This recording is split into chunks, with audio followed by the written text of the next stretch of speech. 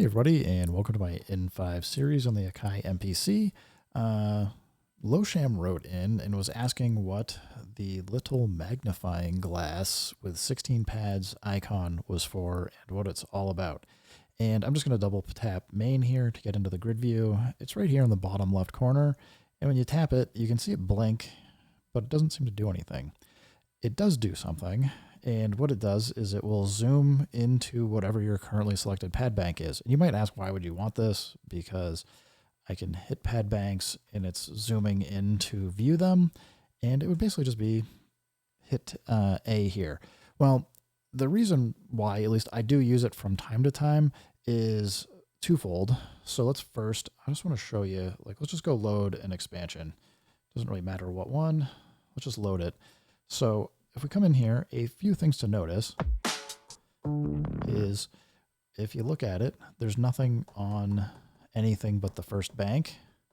So if you're only really populating the first 16 pads, you're probably almost never going to notice that this does anything. But if I come in, let's go back into the view.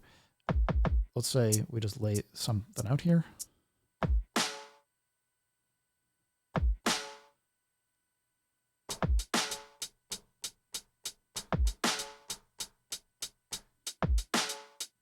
So we got something super basic. Now, obviously, if I hit the bank B here, we're on B. The zoom's not going to do anything. But if I come in, let's say I want to zoom down, and I'm like, man, all this stuff, I'm trying to look at this because I might have other chops up top, and I'll show you in a second. But I might be trying to zoom in to kind of get a better view of what's going on. Well, I can just hit this button real quick, and you can see it's zoomed back. But let's say I'm on bank A here, zoom down. And I'm like, where the heck is everything? I can just hit the button. It will zoom back into a view that's properly stretched to fit perfectly. So yeah, if you've got something that's got a lot more pad banks, and to give you a real example for why this might happen is, let's go into some of my samples here. Let's just find some, it doesn't really matter. Let's go mixed, I guess. See what we might have. Bill Laswell's always got some fun stuff. We'll go drums and percussion. All right, that's fine. So we load this up.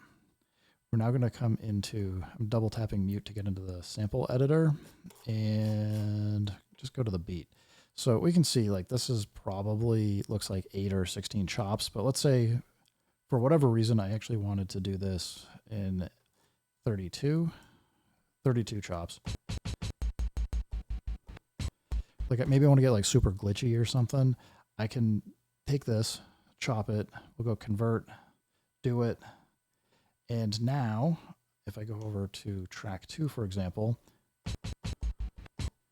I can take and lay this out and use both banks, right?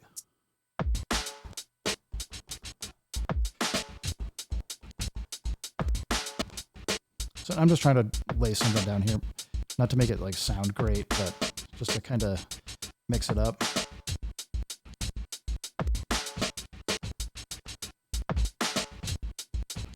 So what we've got going on here now is because it's across 2 banks, I'm going to be doing a lot of zooming in and out like this, trying to look at and see what's going on. And if I need to make sure I'm back to just looking at one bank at a time, I can push this now, get back to the view, zoom down, look up and around to see what's going on. And it's going to help you snap everything nicely on the grid. Is it perfect? Probably not, because again, you can just hit the pad banks to change where you need to be, if you're in the habit of that. But if you have to use zoom because you're trying to figure out where you're at again, or you're just I just want to look at this one part really quick and have it stretched to fill correctly, you just need to hit that pad. I know this was a super long explanation and probably overly explained and unnecessary, but I figured since you asked, and I know a lot of people just kind of see this button and are like, what the heck is it?